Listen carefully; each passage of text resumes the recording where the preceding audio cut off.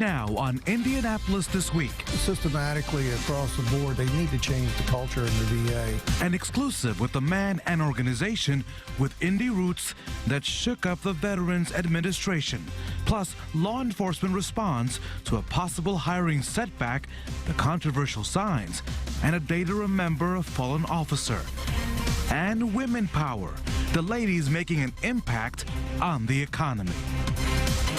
From RTV6, the Indy Channel, this is Indianapolis This Week with Rafael Sanchez.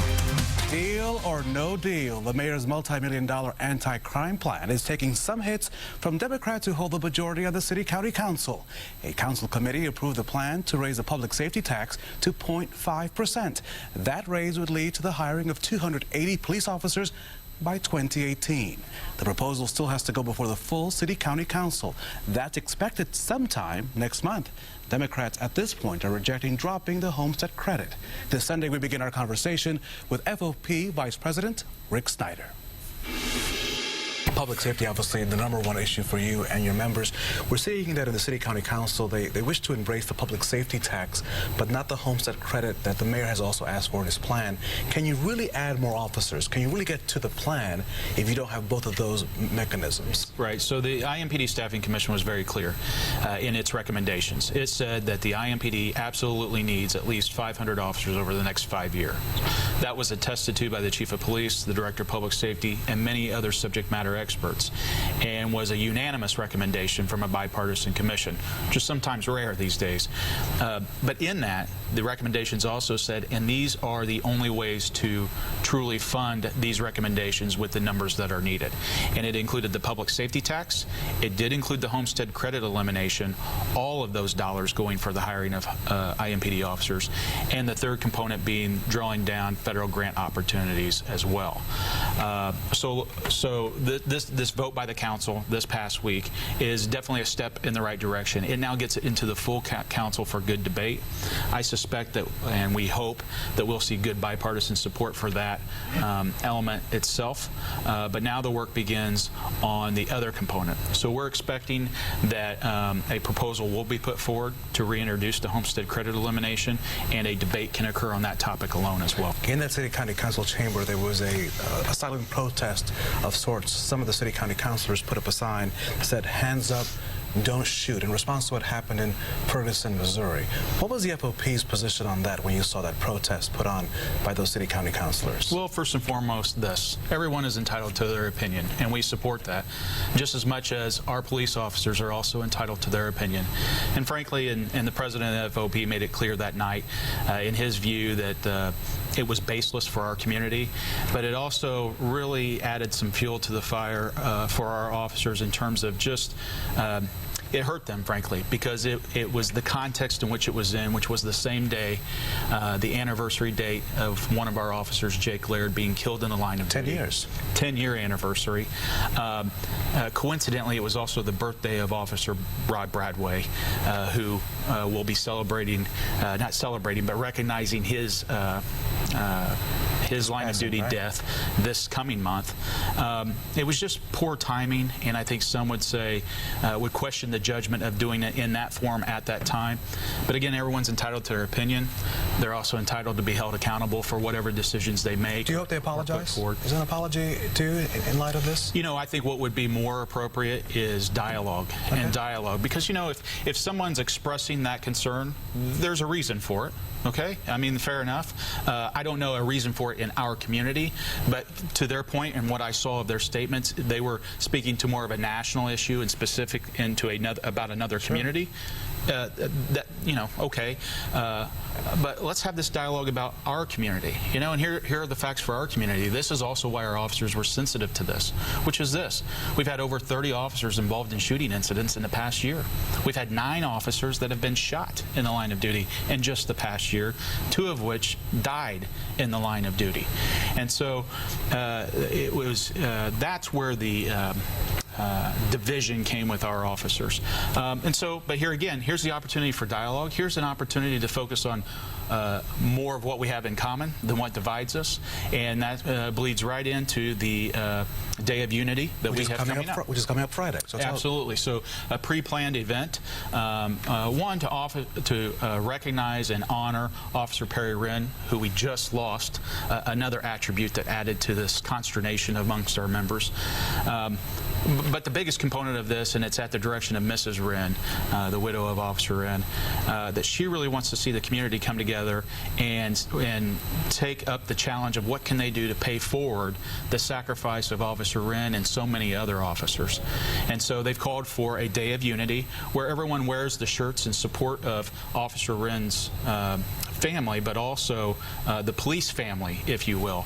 But then Mrs. Wren has really taken up this challenge in terms of where do we go from here? And it's part of this ongoing conversation. And what can citizens do to pay forward the sacrifice of Officer Wren in support of the police officers who are out there? Because we have so many other Perry Wrens out there, and Rod Bradways, and Jake Lairds, and Jason Bakers. And she has made it very clear, and this is intriguing to us.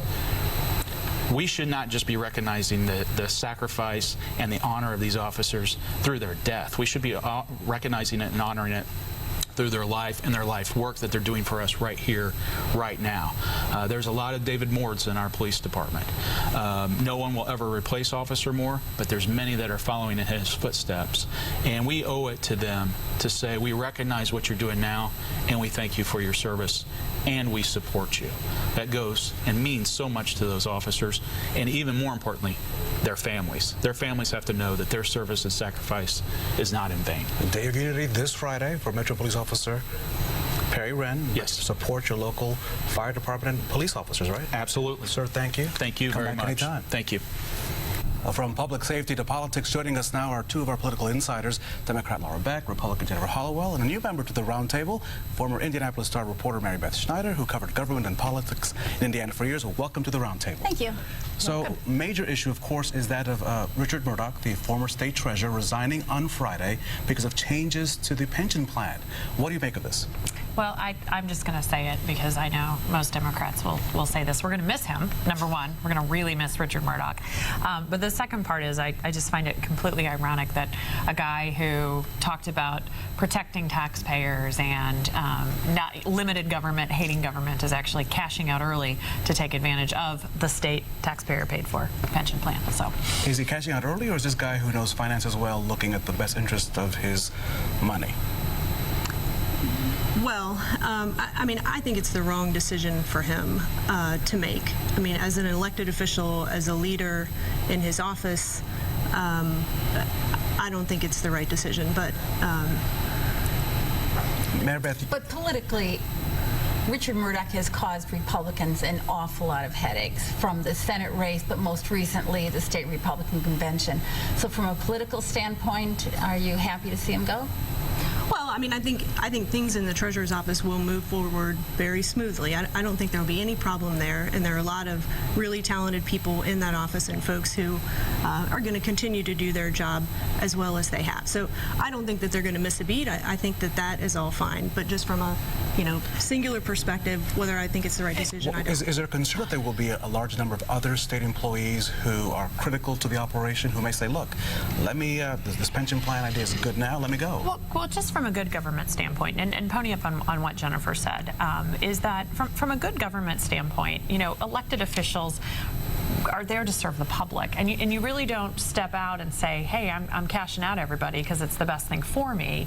You stay and you finish out your term, and it sets a bad example for other state employees. I mean, there are a lot of public servants who serve the state and do a really good job on both sides of the aisle. So you wouldn't want to lose that institutional knowledge, and you wouldn't want to lose that. But when you've got somebody like a Richard Murdoch, and believe me, I'm going to miss him when he's gone. But when you have someone like a leader like that step aside, side. It does send conflicting messages to people who work there. What does it say about the Tea Party then? Because the Tea Party has always been very much about anti-government in the sense that leave us alone, we got this, to use sort of an urban terminology. We don't need that money, we don't want that stuff. What does it say about the Tea Party? Well, it does go against their basic core values. I mean, I'm not speaking for the Tea Party because I'm not in the Tea Party, but from what I can understand, this is not something that is consistent with their values. Jennifer? Unless there's something I don't know, you know, I just think it is uncharacteristic and it is really kind of counter to all of those beliefs. So. Moving on, last Friday, of course, the governor traveling to Texas. Next week, he'll be in Iowa. Mary Beth, should we read anything into this situation? Is the governor running for something, or is he just visiting? I would read a lot into it. I mean, if you're in politics and at the level that Mike Pence is, you don't step a toe into Iowa without knowing that that will create all kinds of other political ripples. And he's not just going to Iowa where the first caucus is, he's also down at American for Prosperity with the Cook brothers, with other presidential hopefuls. I think Mike Pence is keeping all his options open. He's doing the right things to keep those options open. And if I were Mike Pence and I was looking at the rest of the Republican field, I'd probably be saying, why not, too? Agree, disagree? We have 30 seconds left. Oh, I think he's doing exactly that, and he's also said in the Washington Post article that he's going to go out and campaign for other GOP governors. So, I mean, I think there's a lot to take away from this, that he's serious about a 2016 run. He's going to Iowa for the Japan American Conference, and there are 44,000 Hoosiers who are employed by Japanese companies in Indiana. It is an economic alliance and a longstanding tradition to participate in these events, and frankly, I think Democrats would say he was doing the wrong thing if he didn't participate in that. I'm getting my Pence for 2016 bumper sticker and put it on your car when we're done here. All right. Mary Beth, you come back. We enjoy you having you at the round table.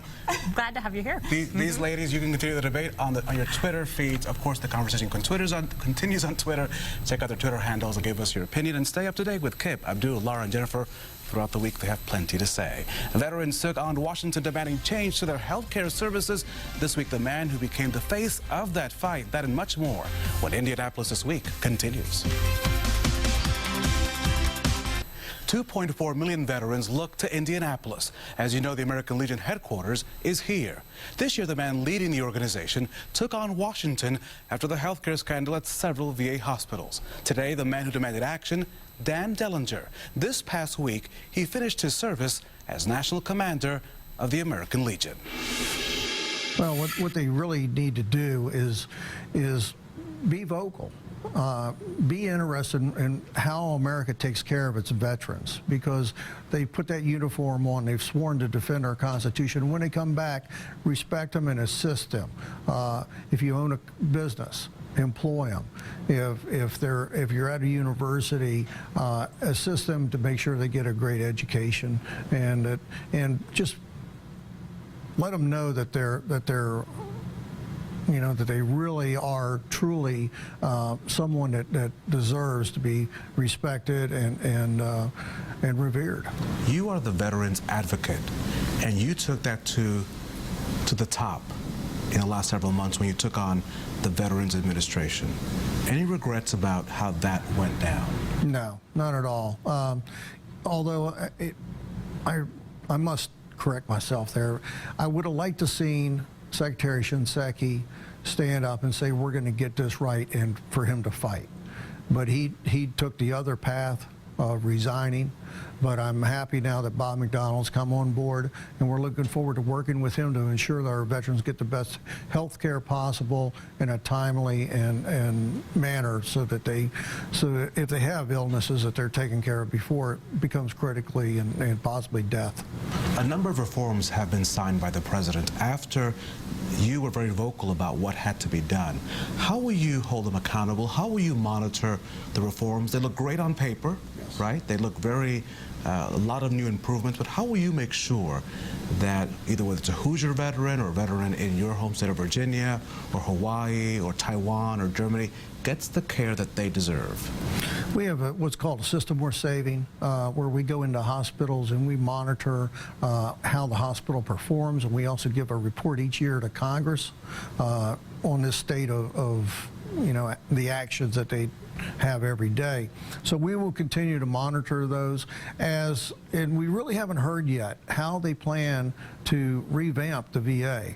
So once we have those, then we'll look at milestones as to timeliness of how they're going to institute these changes to ensure that the culture changes, because systematically across the board they need to change the culture in the VA.